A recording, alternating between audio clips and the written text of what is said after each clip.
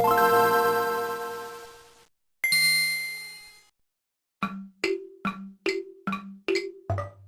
is kind of a scary thing. I don't think I need to tell you that because you already probably know.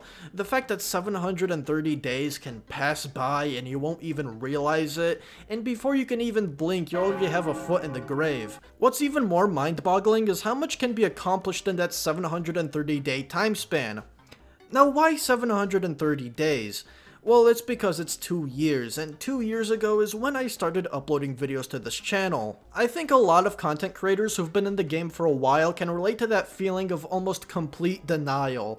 You can't even believe you've been making videos for that long, and when you start to revisit these older videos, it's like you're watching a completely different person. So much has changed, and a large majority of it is for the better, because goddamn I'd be hard-pressed to find someone who's hit a home run on their first upload. Sooner or later, everyone's going to look back and fully regret the stuff they used to put out.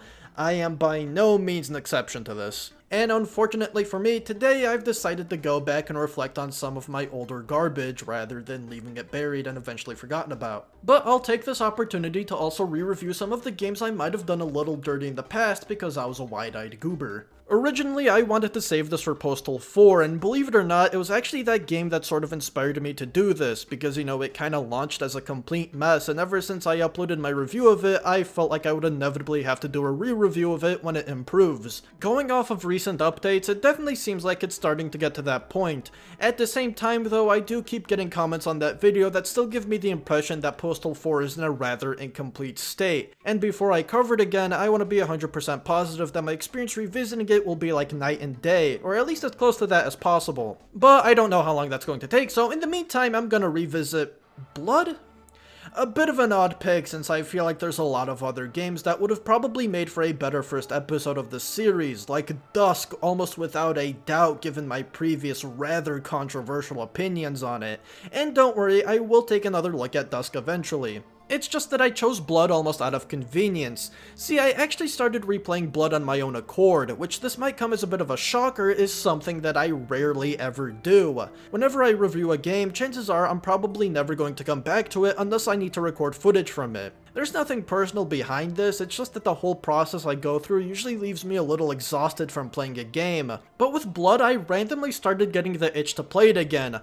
I even decided to go for all the achievements because fuck it, why not, and that's exactly what I did. After replaying it, I gotta say there's not much I'd like to retract from my original review of it. For the most part, I still agree with a lot of what I said in the past. Blood is a fantastic game. I very much still prefer it over Doom with its controls that are much more nimble and acrobatic, its diverse weapon roster that is all bangers, no fillers, and its atmosphere is just immaculate. But there is one little thing that's been irking me for quite a while, and to get to that I pretty much have to fast forward through my original review up until this very point. Yes, back when I used the numbers scale, Blood got a 10 out of 10, which technically would mean it's an S tier game, right?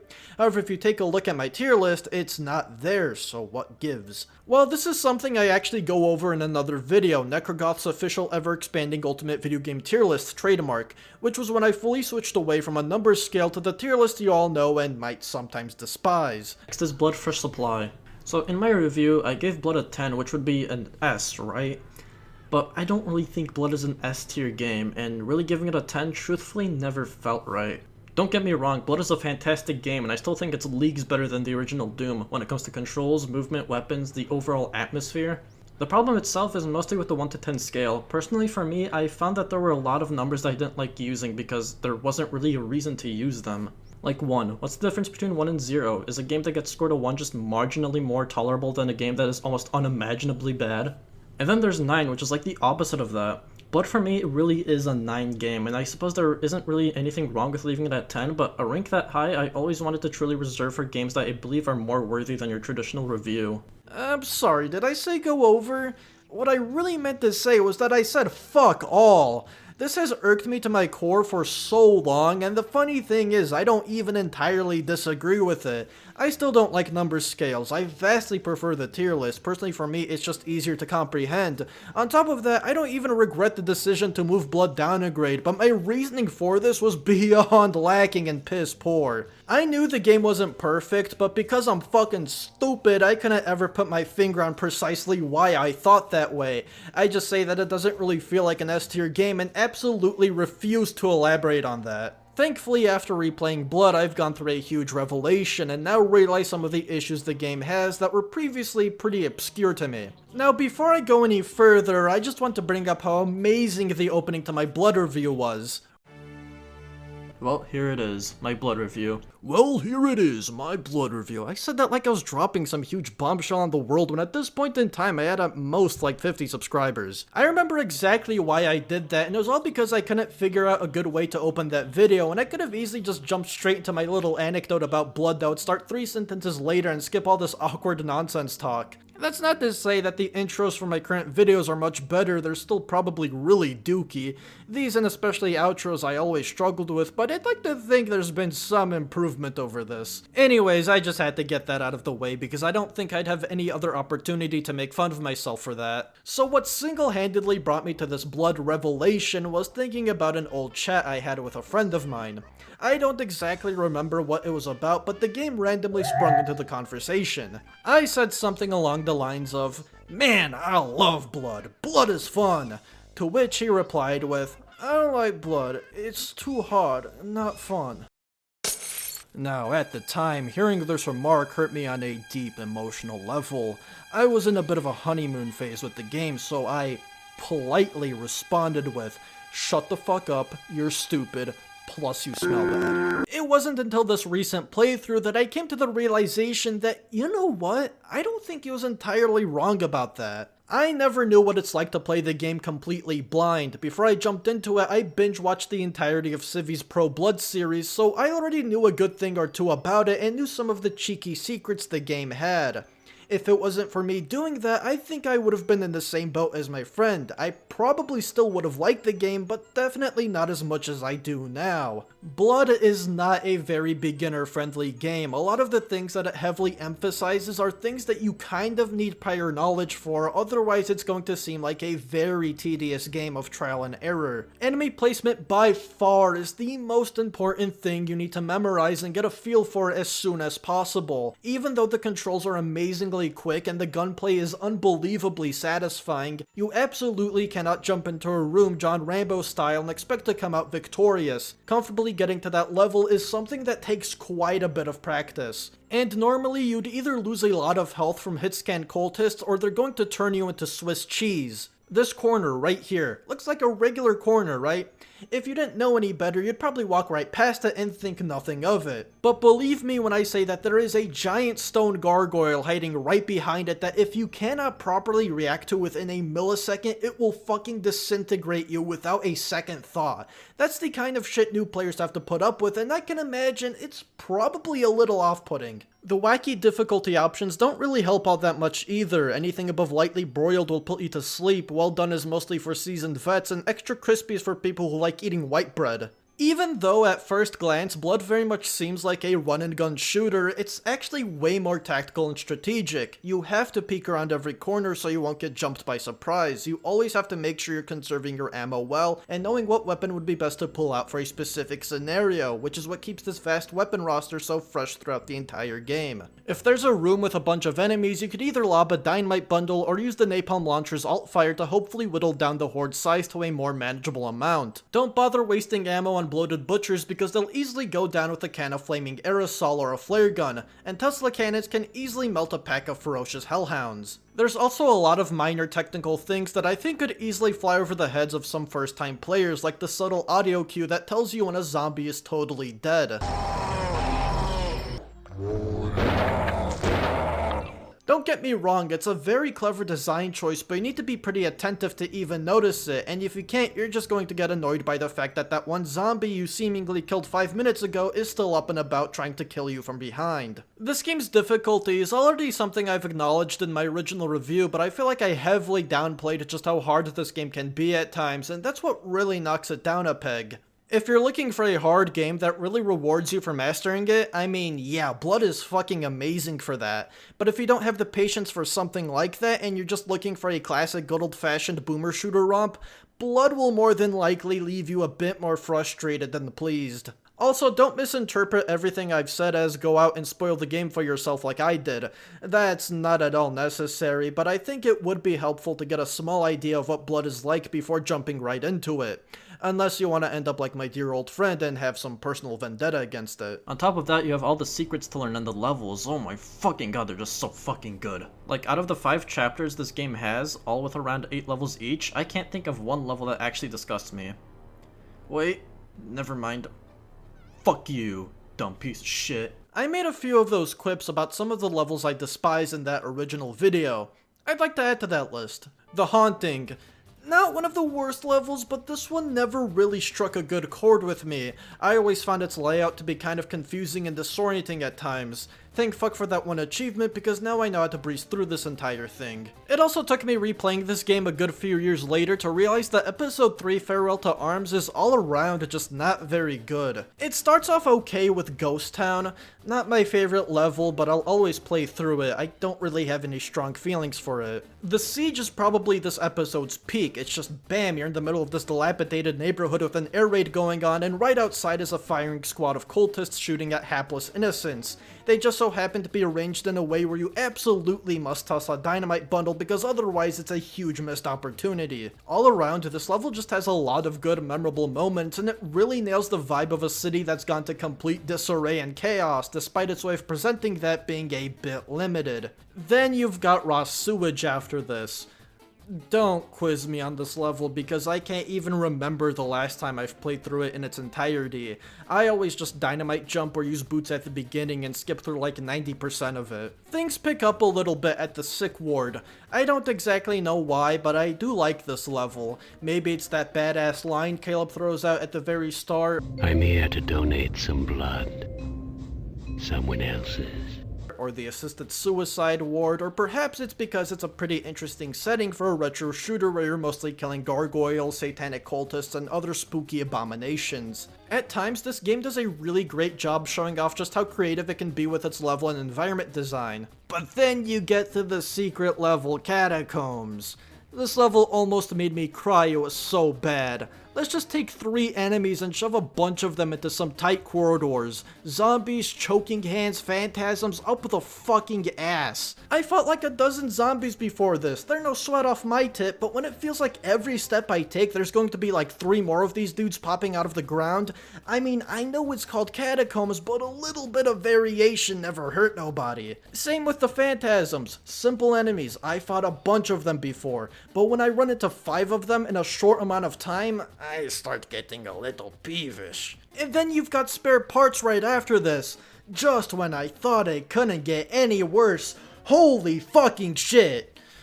Because I was going for a 100% achievement run, I had the pleasure of playing through all of Postmortem on Well Done for that Chosen and Regress achievement. And I think it'd be best to show you a few clips just to give you a little idea of what that was like. Yep. Oh look, that's the exit. And that's Chiog. I have a newfound hatred for Postmortem, not because it's terribly designed or anything, it's just painful. If you thought the base game was already ridiculously obsessive over enemy placement and ammo conservation, this episode on Well Done takes that and cranks it so fucking high that the dial snaps off. That's what you're dealing with here. Being overconfident and ignorant rewards you only with a face full of lead and your time wasted. But I can see the appeal here, and the first 2 levels, while they were very humbling, they were also pretty enjoyable. I can get behind the extra bit of strategy and methodical gameplay. Of course, again, not everyone's cup of tea, but if you're one of those people that are into SNL or S&M, whatever the fuck it's called, Postmortem on Well Done is probably a fucking ball. Except for the level Aqueducts. No one likes aqueducts. Don't go into the water. Please don't go into the water. Oh, you silly little gastropod.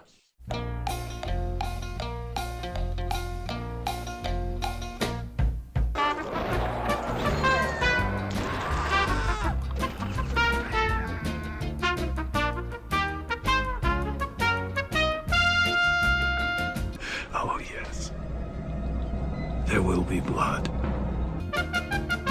I suppose I might as well go over Cryptic Passage again, Blood's late expansion that was developed by Sunstorm Interactive. Here's what I originally had to say about it. Cryptic Passage isn't bad, but it's really not great either, at least compared to the base game and Postmortem. It's just weird. Everything about it feels so amateur and sloppily put together. It feels as if Sunstorm has played like 10 minutes of Blood and then tried to make an expansion off of that. Yeah, I didn't like it too much back then. While Cryptic Passage got the least of it, something that always bugged me about my earlier reviews is that I had a tendency to be overly harsh on things that were just kind of decent. My Dusk review is a glowing example of that, and I genuinely feel a little embarrassed of that video. I don't know what it is, maybe I took myself way too seriously or something back then, but it wasn't good. Nowadays, I try to lean into a more comedic style, trying to balance genuine criticism with a good amount of lighthearted goofiness. I take a lot of that from the OG members of Normal Boots and Hidden Block, which I spent way too much time watching in my younger years. People like Cat Icarus, PBG, Jontron, say what you will about him, but his older videos were great and he still makes some bangers, and the list could literally go on. I don't know if I do what they do particularly well, but I've got a lot of respect for these dudes because they are almost the sole reason why I got into content creation.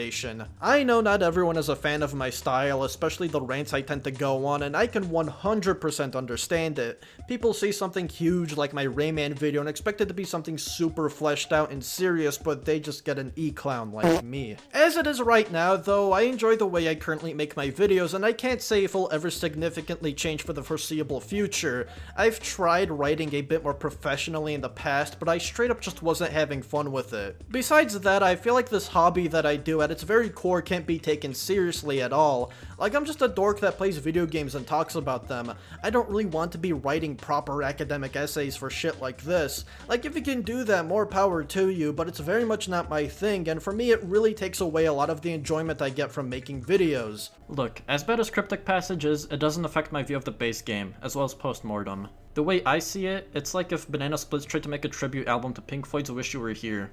As monstrously bad as it might sound, if I choose to listen to it, I won't all of a sudden start thinking less of the original album. Yeah, I guess that's a good comparison, if you're a fucking crackhead. Cryptic Passage still isn't the best, but it's not nearly as bad as I originally made it seem. After replaying it, I definitely rank it above Farewell to Arms. It was made by a third-party company, and it does show at times. Inconsistent is the best way I could describe it. Enemies sometimes seem like they're in places where they shouldn't be, there's those weird useless items that went unused in the base game, and it's way too easy, which is a bit of a blessing in disguise considering how hard Postmortem was. Ammo was literally everywhere in this episode, and I was easily able to jump around all crazy in most fights. I should also mention that I was playing this on Lightly Broiled, which is about as close as you can get to medium. It was a little annoying, honestly. This is one of the longest episodes, going up to 10 levels. I was kind of starting to get a little bored by the end of it. But I gotta say, all in all, Sunstorm Interactive did a pretty decent job remaining faithful to the base game when it comes to level design. You're still thrown into a bunch of wacky environments that fit very comfortably with Blood's atmosphere. Steamboat is a prime example of that. Old Opera House feels like it could have easily been a part of the base game, especially considering the fact it's one huge reference to the Phantom of the Opera. And Boggy Creek feels almost like a spiritual successor to Crystal Lake. Yet again, fuck you, Gothic Library. God damn, this level is so fucking bad. You get an I key, go to the I room. Now you need the fire key to go to the fire room. But the fire key isn't in the I room. There's only 2 rooms in this fucking building, so where can it be? As it turns out, it is in the I room, but to get to it, you need to press this fucking button on this fucking bookshelf, which the chances of you guessing that there's something there is so astronomically low because the game doesn't even give you the slightest hint that there's a button there in the fucking first place. Also, in case you were wondering, I still hate Gothic Library. Not only has it pretty much scarred me for life, but I got stuck on it again because I forgot how to get to the damn moon key. I spent like, I don't even know how long just wandering around this entire level trying to remember where to go, eventually pulling up a guide and realizing that the button for it was hidden in plain sight the entire fucking time. I hate this level, it's cursed. And I guess that covers pretty much everything.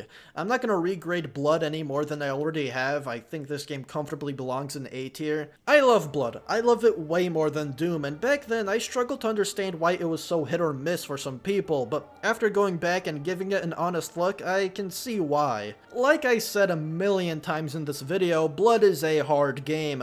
Despite everything, it really wants you to play carefully and strategically. Additionally, it has a dependency on enemy placement, ammo conservation, and hit scanners. For people that want a boomer shooter that's way more straightforward, Blood might be a bit off-putting, especially if you're not ready for it. But if you can take the time and patience, you might come to enjoy just how insanely satisfying it is to master this game. Also, I can't go on without mentioning how Blood constantly goes above and beyond what would typically be expected in a 90s build engine game. Like, even if you don't like it, you gotta say that what it does with its level design is pretty impressive. I fucking love that you can go from a moving train to a carnival, an active war zone, inside the bowels of some beast, and yet somehow Blood wraps this all up in a way that is cohesive. Even though I don't like some levels, I don't think I can ever grow tired of how this game constantly changes settings from level to level. This might not have been the best start to this series, but I do see it as a really good opportunity to reflect on my younger self, look back and explain why I said or did certain things, talk about my process and mentality when it comes to video making, both past and present. Going forward, I don't really plan on re-reviewing every game I've covered in the past, because for the most part that's just unnecessary. I really want to focus more on games that I think truly deserve a second chance.